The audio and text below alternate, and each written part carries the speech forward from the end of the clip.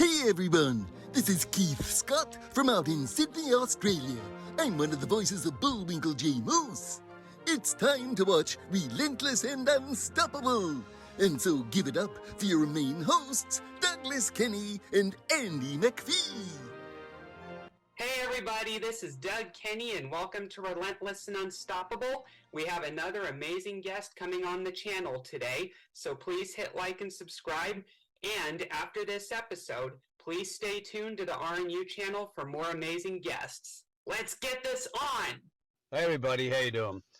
Just a quick little share of why I started Relentless and Unstoppable. It was for one very simple reason, because of Doug Kenny.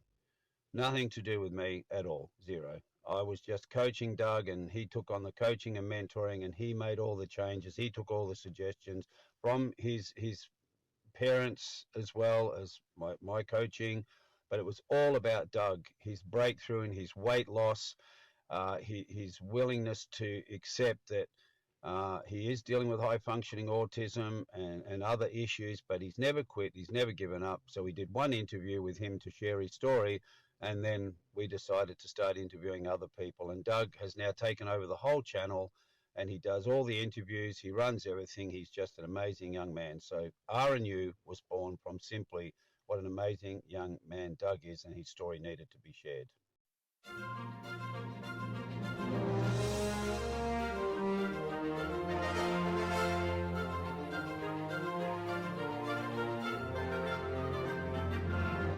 I would And agree. it should never be forgotten. You know, it's a lot of the reason why we talk about FDNY racing. Jim was involved in racing over 50 years in the Winston Cup and so on. But what happened after 9/11, he got involved with some of the people you spoke to, you know, Jim and Mike Bolnick, Kesselman, Billy Rock, people that were involved at either FDNY or NYPD. And it was, again, to never forget, but also appreciate, even to this day, the men and women, uniform men and women, whether they be in military or particularly public servants, like not only police and firemen, EMS and so on. They go out, and what we take for granted for our freedoms, these people put on a uniform, particularly police and firemen. They don't know if they're going to come home at night. And it's amazing when, like when I was mayor, I certainly appreciated, even as a lifelong resident of the village of Mamaroneck, we had an all volunteer fire department, still exists, probably the largest in Westchester County, New York. Not only did they service as volunteers, but they also, their families give up. These guys, you know, in 1 year, they could have 700, 800, 900 calls. And they'll go out. So it's the family that does it. And people should appreciate it. Not to get into politics, but forgets it's the funding of the police and firemen and EMS. That's crazy. That's like telling your friends, don't help me when I need it. I would agree with that. You know, yeah, we'd be nothing without the police. We would be in complete chaos, you know. Absolutely. It'd be the Wild West. I mean, you can't do it. Wild West. And also, you know, they help protect across the board. It's called a level playing field. What you want, as a poli-sci major, history minor, someone who's been involved in local politics. I was involved with still, you know, with Jim in the racing, which is, you know, what's the first thing when a kid 15 or 16 years old, they wanted their car and they want to drive. It's a sense of freedom. And the last thing, people 70, 80s, 90s still want to drive because it's their freedom and so on.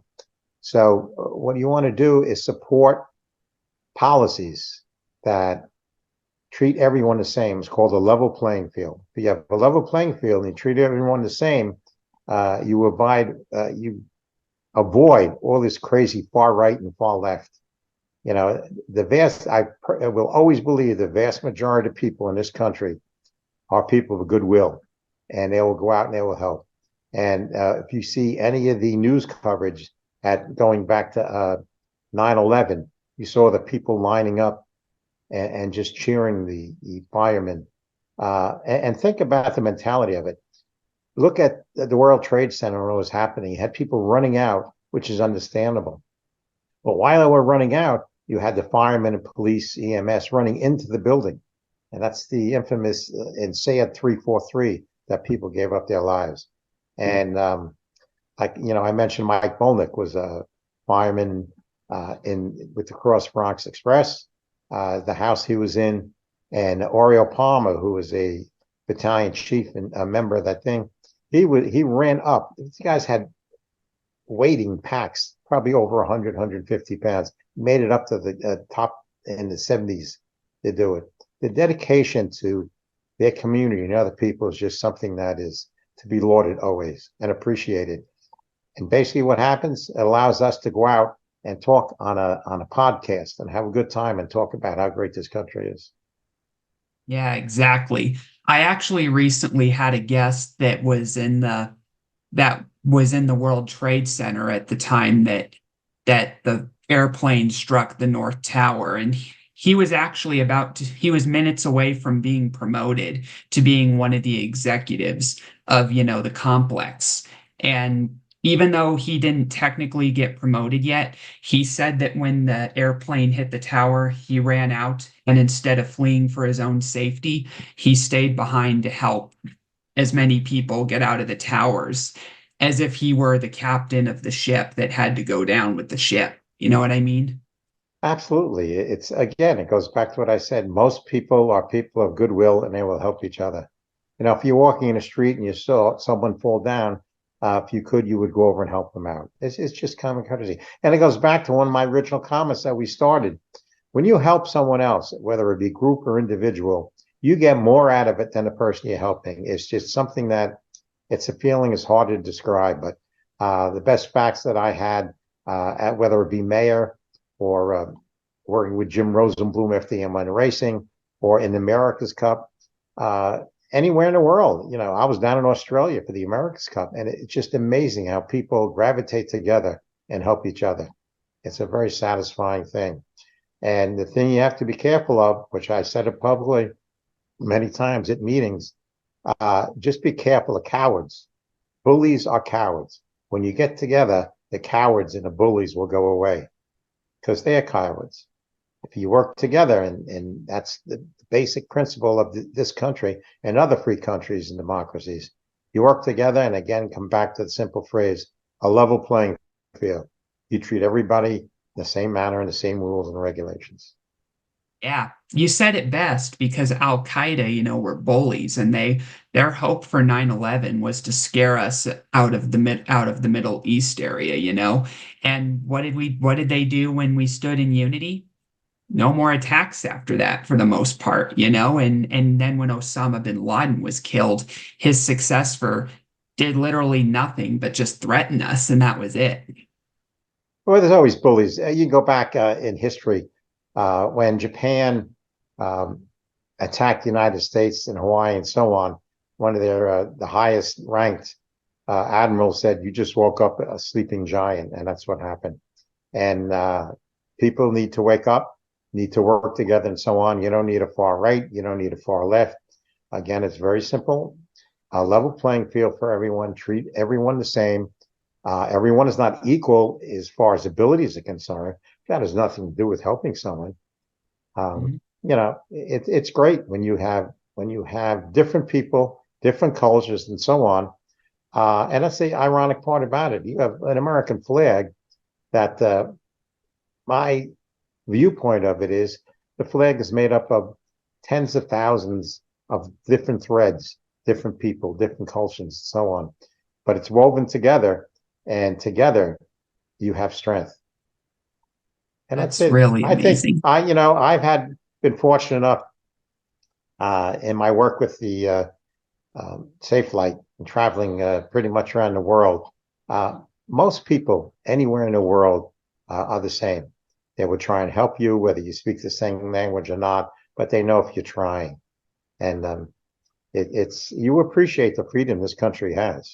I mean, it's just unbelievable. Definitely is. So tell us what your role has been with Fire Department New York Racing. Well, actually, involved obviously because my brother, is the team owner and so on. But when we first got involved, I remember going for the Winston Cup in different places. But after 9/11, when Jim got together with Mike Bolnick and a couple other guys, then they said, well, what can we do? Aside from, and don't forget, there's the basic enjoyment of NASCAR experience, which is great. When you go to different venues, there wasn't a venue that we went to and continue to this day that people come up, oh, I'm a fireman, I'm in this group, I'm that group, and people relate to it. And they relate not so much to the individual as they relate to the concept of a public servant that helps. And there's camaraderie there. And the one thing I learned in different situations, whether it be politics, America's Cup, car racing, and so on, or just getting involved in a community, this country was based on volunteers. And it continues to this day, and that's the strength. People that give back. And ended up, as far as working there, I ended up being the flag man. When a truck is about to come into the pits, you have to flag it down to let them know where to stop, because you don't want them to go beyond the line, otherwise you get a penalty. But it's the camaraderie is the whole thing. It's teamwork. My whole career in politics and volunteering and so on is teamwork. It's the same thing with the America's Cup. Even as if you're a tennis player, you're not just by yourself. You have a teamwork. You have trainers. You have and so on.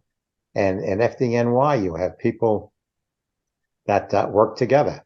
So it's not just the driver. It's the setting of the car. But the real enjoyment is the camaraderie. Not only do you have the sense of competition, which is most enjoyable, and then afterwards you go out to dinner together and you have a good time and you laugh. It's a different, smaller type of community, and stuff like that translates into helping your own community. And even the FDNY Racing, the group that's involved in there, friends, retired FDNY, NYPD, people that are involved in finance and construction and so on.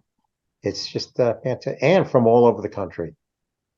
It's great. Yeah. And it improves the fact that everybody gets along and you joke and have a great time. Gee, that's all we have for Relentless and Unstoppable. So tune into the next episode to hear more amazing stories from amazing guests. This is Keith Scott from Sydney, Australia, saying so long, and I'm smarter than the average bear. Gee.